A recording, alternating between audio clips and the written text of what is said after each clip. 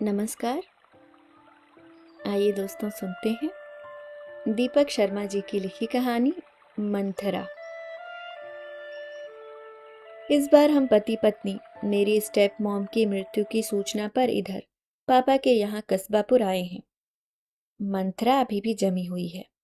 हमारे गेट खोलने की आवाज पर बाहर के बरामदे में मालती के प्रकट होने पर विभा बुदबुदाती है। यह मौका है क्या तुम्हारे इस पुराने मजाक का? मैं उस पर झल्लाता हूँ।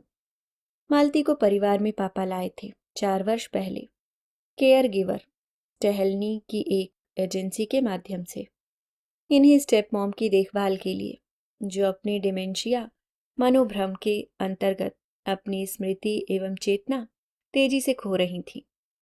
समय, स्थान अथवा व्यक्ति का उन्हें अक्सर बोध न रहा करता, और अगली अपनी एक टिकान के दौरान विभा ने जब उन्हें न केवल अपने प्रसाधन, भोजन एवं औषधि ही के लिए, बल्कि अपनी सुई धागे की थैली से लेकर अपने निजी मालमते की संभाल तक के लिए मालती पर निर्भर पाया था, तो वह बोल उठी थी।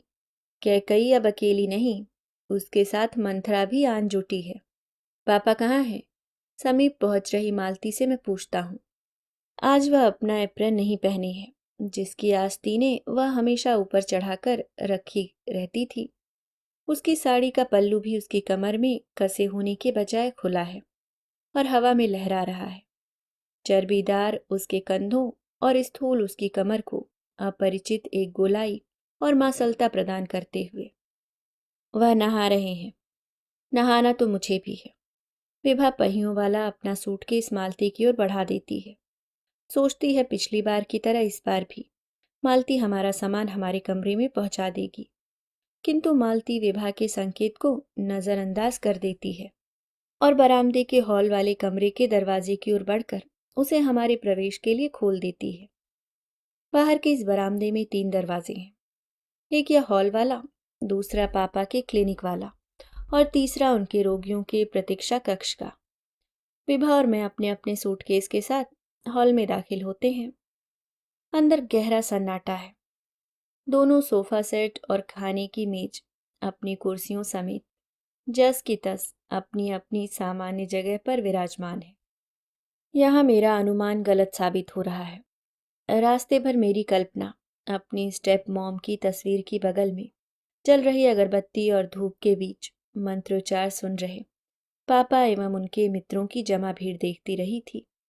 लगभग उसी दृश्य को दोहराती हुई जब आज से 15 वर्ष पूर्व मेरी माँ की अंत्येष्टि क्रिया के बाद इसी हॉल में शांति पाठ रखा गया था।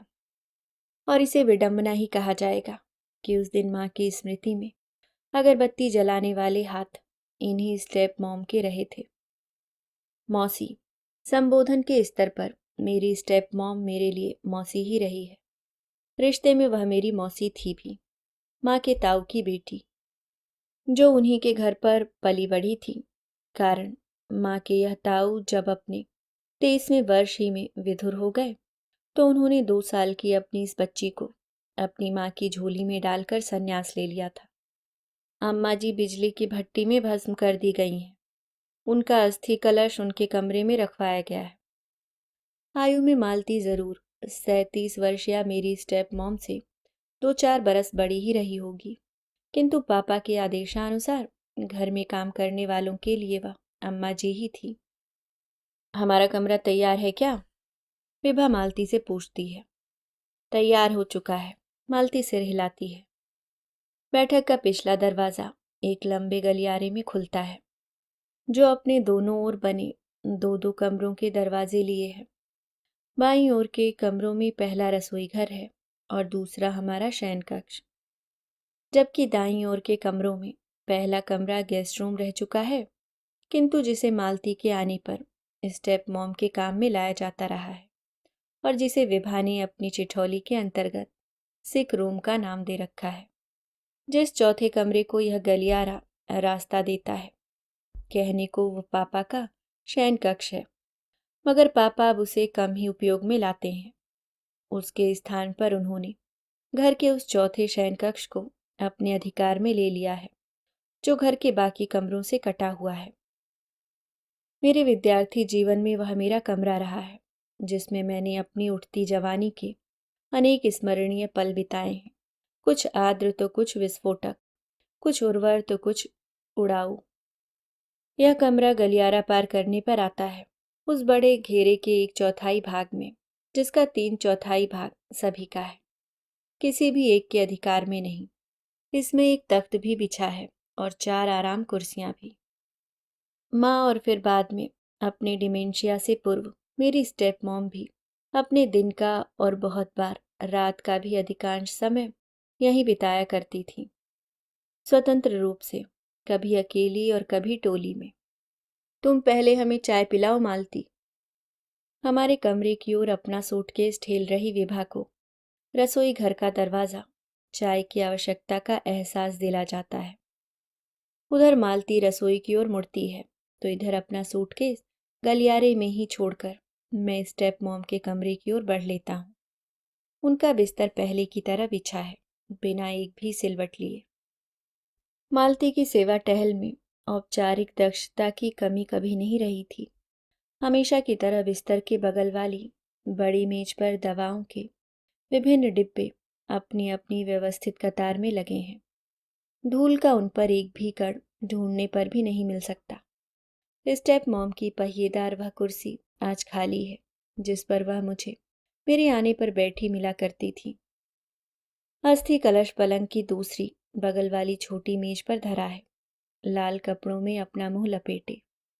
उनके अंतिम देह चिन्हों का आधान उन्हें आश्रय देने के साथ साथ उनकी उपस्थिति को हवा में पसारता हुआ। उस पसार में 15 वर्ष पूर्व वाला उनका वह रोष भी है जो मुझे भुलाए नहीं भूलता। मैं छोटी मेज पर जा पहुंचता हूँ और अपने दोनों हाथ अस्थि कलश पर जा टिकाता हूँ, कांप रही अपनी देह को संभालते हुए। आप यहाँ कैसे? तभी सामने पड़ने वाले रसोई घर से मालती कमरे में चली आती है। आप तो इस कमरे में झांकने तक से घबराया करते थे। इस कमरे में मेरी माँ भी मरी थी। मैं सफेद झूठ बोल गया हूँ। माँ का देहांत एक नर्सिंग होम के आईसीयू में हुआ था, पीलिया के बिगड़ जाने से। मेरे जन्म के बाद से ही उन्हें पीलिया बार बार पकड़ता रहा था, जिस कारण मेरे ननिहाल के चौतरफा इतर काम निपटाने वाली तब मेरी मौसी रहीं। इन्हीं स्टेप मॉम को हमारे घर पर भेजा जाता रहा था निरंतर, माँ का परहेजी पोषाहार उनके हाथों तैयार कराने हेतु। अम्मा जी तो कहा करती, आप कभी झूठ नहीं बोलते। मालती अपनी टकटकी मेरे चेहरे पर बांध लेती है। मैं समझ नहीं पा रहा उसकी इस टकटकी के पीछे मेरी माँ के मृत्यु स्थान की सही जानकारी है अथवा वह सच जिसे हमेशा ओट में रखा जाता रहा है। मौसी और क्या कहती थी? विकल होकर मैं पूछता हूँ। सबकी शिकायत करती थी, पति की, पिता की, दादी की, चाचा की, चाची की, यहाँ तक कि आपकी माँ और पत्नी की भी। मगर आपकी शिकायत उनकी जुबान पर कभी नहीं आई। बिना मुझे कोई पूर्व संकेत दिए मेरी रुलाई बाहर उछल आई है, जो 15 वर्ष से मेरे गले में अटकी रही है। मालती। तभी पापा की आवाज पिछले बरामदे में गूंजती है। जी सर। मालती तत्काल कमरा छोड़कर उधर लपक लेती है। वे लोग आ गए क्या? जी सर। जी पापा। विभा भी अपने कमरे में चिल्लाती है। हम आ पहुंचे हैं। तुम दोनों उधर हॉल में बैठो, मैं वहीं आ रहा हूं। इस बीच मालती मेरे गीले तौलिए बाहर आंगन में फैलाकर हमारे लिए चाय तैयार कर देगी। जी पापा। विभा फिर चिल्लाती है। मेरी रुलाई वहीं थम जाती है। मेरे लिए जरूरी है मैं पूर्णतया प्रकृतिस्थ दिखाई दूं, पापा को, विभा को, मालती को। तुम्हारा सूटकेस क्या मुझी को उधर ले जाना होगा? विभा इस कमरे में आन घुसी है। नहीं, अपने को प्रकृतिस्थ कर लेने का समय मुझे मिल चुका है। मंथरा अब दूसरी केकई बनने की तैयारी में है। विभा मेरे कान में फुसफुसाती है। प्रतिवाद में मैं अपनी उंगली अपने होठों पर रखकर उसे चुप रहने का संकेत देता हूँ। जानता हूं मेरी प्रत्येक प्रतिकूल टिप्पणी को एक लंबी बहस बनाने का उसे शौक है। देखें इसमें क्या है। वह स्टेप मॉम की स्टील अलमारी के पास जा खड़ी हुई है। अलमारी उसे बंद मिलती है। इसमें ऐसा क्या था? वह ही छोड़ती है।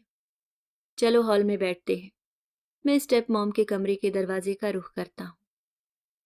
स्टेप मॉम की उपस्थिति मैं विभा के साथ साझा नहीं करना चाहता। सच पूछें तो इसमें मुझे पापा की साझेदारी भी नहीं चाहिए। उनकी इकलौती संतान होने के बावजूद उनसे मेरे संबंध प्रगाढ़ नहीं, भुरभुरे हैं। एक दूसरे के संग न तो हम अपने अंतर्मन के भेद ही साझे करते हैं और न ही अपनी बाहा समस्याएं। एक दूसरे की आय एवं उसके प्रयोग के बारे में भी हम ज्यादा नहीं जानते। अस्पष्ट रूप से उन्हें इतना जरूर मालूम है कि मेरी यह कंपनी मुझे अच्छी तनख्वाह देती है और मुझे यह पता रहता है कि शहर के एक प्रमुख हड्डी विशेषज्ञ के रूप में उनकी प्रैक्टिस अच्छी चल रही है।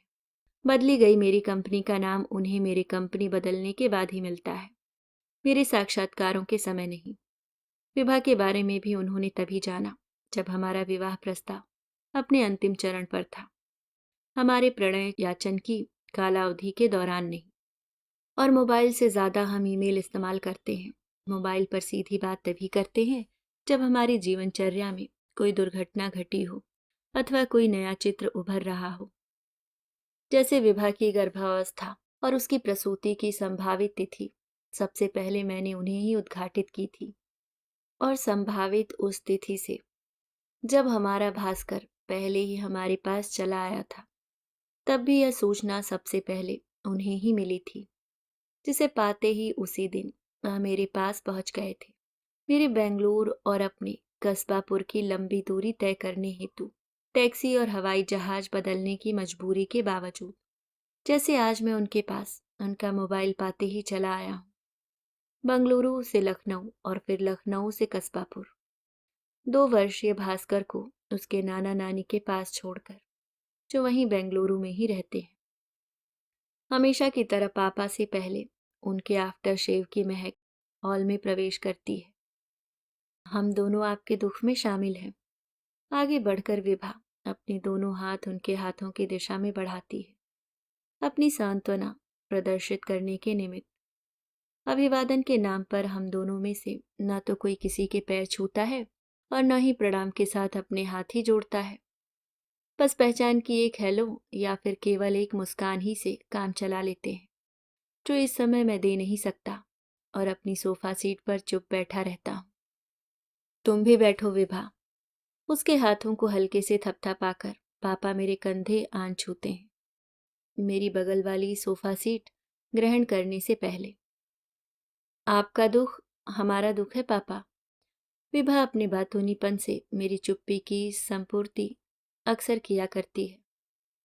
पिछले 4 साल से बीमार तो चल ही रही थी। पापा मेरी ओर देखते हैं, मेरे पैर और सिमट लिए हैं। उसका जाना तो लगभग निश्चित ही था, मगर संतोष की बात तो यह है कि उसका अंत सहज रहा। अपने प्रत्येक वाक्य के बाद अपना नया वाक्य शुरू करने से पहले वह हमेशा की तरह लंबे विराम लेते हुए बोल रहे हैं। उनकी आवाज में किसी भी भाव का उतार चढ़ाव नहीं है। यह अनुमान लगाना कठिन है कि वह राहत महसूस कर रहे हैं या फिर खेद। चुपचाप नींद में चली गई। जो भी सुनता है यही कहता है, ऐसी मौत केवल भाग्यशाली लोग ही पाते हैं। उनका भाग्य तो आपने पलटा था पापा।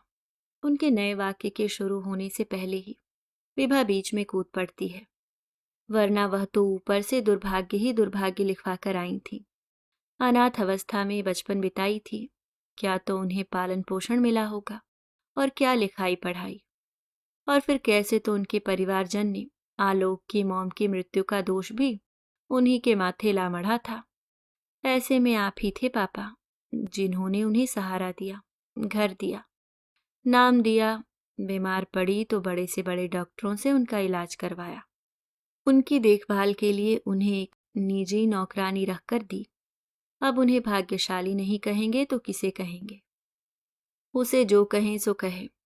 विभा के मुंह से अपनी जयकार सुनकर पापा विभोर हो उठते हैं। मुझे यह बताओ, मुझे क्या कहेंगे, जिसने 2 बार विवाह किया और दोनों ही बार दाम्पत्य सुख से वंचित रहा। पहली बार 15 साल तक आलोक की माँ के कमजोर जिगर ने मुझे परेशान रखा, तो दूसरी बार 14 साल तक ईला के अवसाद रोग ने। मुझसे पूछेंगे तो मैं यह कहूंगी, आप एक साथ अभागे भी हैं और सुभागे भी। अभागे इस भाव से कि आपने अपनी दोनों पत्नियां एक अभिशप्त परिवार से ली। अभिशप्त मतलब?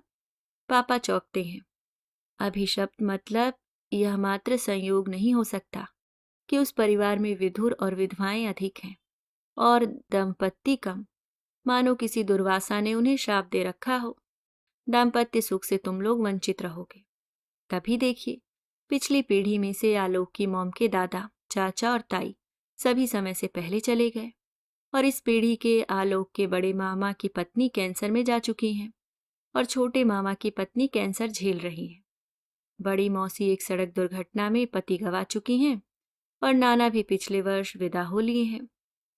तुम सच कह रही हो विभा। पापा सकते में आ गए हैं। मेरा तो इधर कभी ध्यान ही नहीं गया था। क्योंकि आप सुभागे भी तो हैं। विजयी भाव से विभा मेरी ओर देखकर मुस्कुराती है। दुर्वासा का यह शाप आपने झेला जरूर, किंतु आप जीवित बचे रहे, बने रहे, टिके रहे। जैसे आलोक की नाक बचपन में गहरी चोट खाई तो, मगर नाक बची भी रही, बनी भी रही, टिकी भी रही। मेरे माथे पर त्योरी चढ़ाई है। विभा ने पापा के और मेरे मर्म स्थान पर अपनी उंगली ला धरी है। एक ही वज्रपात में चाय, विशुद्ध चाय के 3 प्यालों के साथ ट्रे में शक्कर और दूध के अलग अलग पात्र रखे मालती हमारे पास आ पहुंची है। ट्रे वह सबसे पहले पापा के पास ले जाती है, फिर विभा के पास और सबसे बाद में मेरे पास। वे दोनों ही अपने अपने हिसाब से अपने प्यालों में दूध और शक्कर ले लेते हैं और मैं चाय भी लौटा देता हूँ। मन नहीं। तुम अब बड़े हो गए हो आलोक। पापा मुझे मीठी झिड़की देते हैं। एक बेटे के पिता भी बन चुके हो, अब तो अपना मन मजबूत रखा करो। यह मजबूत बिल्कुल नहीं पापा। विभा चुटकी लेती है। भास्कर को हल्ला बुखार भी आ जाए तो आफत खड़ी कर देते हैं। हमें आपसे कुछ कहना है सर। मालती की घोषणा विभा की जुबान को विराम लगा देती है। हम अम्मा जी के लिए यहाँ आई थी। जब वह नहीं रही तो अब आपको हमारी क्या जरूरत। आज हम जाएंगी सर। जरूरत क्यों नहीं? पापा हड़बड़ा उठे। कल के अखबार में ईला की मृत्यु की खबर छपने वाली है। परसों की तारीख में उधर मंदिर में शांति पाठ रखा गया है और स्वाभाविक है, घर में तमाम मिलने वाले आएंगे। वे बैठेंगे तो फिर उन्हें खिलाना पिलाना भी पड़ेगा। ऐसे में तुम हमें बीच में छोड़कर कैसे जा सकती हो? आपकी बहू आ तो गई है, सब देखने संभालने। नहीं भाई, विभा घबरा गई है। मुझे तो तुम्हारी रसोई में यह तक नहीं मालूम क्या चीज कहाँ रखी है। मैं किस मेहमान को क्या देखूंगी, क्या संभालूंगी? 3.5 वर्ष के हमारे इस वैवाहिक जीवन में विभा पापा की इस रसोई में कम ही दाखिल हुई है, और अगर कभी हुई भी होगी तो केवल यह झांकने की खातिर कि खाने की मेज पर हमें क्या मिलने वाला है। तुम्हें तो रुकना ही पड़ेगा मालती। पापा अपना मधुरतम स्वर प्रयोग में ला रहे हैं। जानते हैं मालती यहाँ रहेगी तो उन्हें घरदारी की कोई चिंता करने की आवश्यकता नहीं पड़ेगी। जब तुम्हारी एजेंसी वाली तनख्वाह तुम्हें अब भी मिलने वाली है, फिर तुम्हारे जाने का सवाल ही कहाँ उठता है। नहीं सर, अब अम्मा जी यहाँ नहीं तो हम भी नहीं यहाँ। उसका गला भर आया है। तुम्हें अम्मा से मतलब है या फिर अपनी तनख्वाह से? विभा चमकती है। पहले दोनों से बराबर था, मगर अब अम्मा जी से ज्यादा है। और अगर तुम्हारी तनख्वाह बढ़ाकर फिर दोनों बराबर कर दें तो? पापा नरम पड़ जाते हैं। नहीं सर, मालती हाथ जोड़ लेती है। हम तब भी नहीं रह पाएंगी। अपनी एजेंसी से हम बात कर चुकी हैं, वहां से संदेश भी आ गया है। अपना सामान बांधो और अपना नया पता पकड़ो। हमसे पूछे बिना तुमने एजेंसी से बात भी कर ली? कब की बात? पापा का स्वर बदल गया है, नरमी गायब हो गई है। जिस समय हम चाय बना रहे थे। मालती झेप जाती है। एजेंसी वालों को मैं समझा लूंगा। पापा अपनी जेब से अपना मोबाइल निकाल लेते हैं। हमें 1 सप्ताह का नोटिस दिए बिना वह तुम्हारा नया पता नहीं तय कर सकते। उनकी आवाज में धमकी है, अहम भाव एवं घमंड है। आपका जोर न उन पर चल सकता है और न हम पर। अपने हर वाक्य में सर जोड़ने वाली मालती अपने सर के साथ अपनी आवाज में विनम्रता लाना भी भूल रही है। न वह आपके परिवार से है न हम। आप न उनका कुछ बिगाड़ सकते हैं न हमारा। तुम मुझे जानती नहीं, पापा तिनकते हैं। मैं किसका क्या क्या बिगाड़ सकता हूँ? हम सब जानते हैं। अम्मा जी हमें सब बताई हैं। बिगाड़ने पर आते हैं तो अपने बेटे तक को नहीं बख्शते। पापा का रंग सफेद पड़ रहा है। यह क्या बक रही है पापा? विभा पापा को कुरेदती है। विभा विष की गांठ से कम नहीं, आग या झगड़ा लगाने में अव्वल। तुम तो जानती हो विभा, डिमेंशिया के रोगी तमाम बेतुकी और अनर्गल बातें गढ़ा करते हैं। ईला ने भी ऐसी ही कुछ मनगढ़ंत बात बना ली होगी। विभा की जिज्ञासा पापा को उनके आपे में लौटा लाई है। पापा ठीक कहते हैं। अपनी जुबान खोलना मेरे लिए अनिवार्य हो गया है। पापा को मैं विभा की सूली पर नहीं चढ़ाना चाहता। यह बिगाड़ वाली बातें स्टेप मॉम की मनगढ़ंत ही रही होंगी, सच नहीं। चलिए मालती से वह मनगढ़ंत ही सुन लेते हैं। मालती को विभा एक नटखट मुस्कान देती है। शायद उसकी नज़र में मालती और पापा के बीच उत्पन्न हो रही इस नई युद्ध स्थिति ने मालती के काम छोड़ने की घोषणा से अधिक महत्ता ग्रहण कर ली है। मालती अब कुछ नहीं सुनाएगी। पापा अपनी सोफा सीट से उठ खड़े हो गए हैं। वह अपनी चाय का प्याला बीच वाली मेज पर टिकाते हैं और अपने मोबाइल पर एक नंबर घुमाते हुए मालती को अपने पीछे आने को कहते हैं। चलो मेरे साथ उधर पिछले बरामदे में आओ।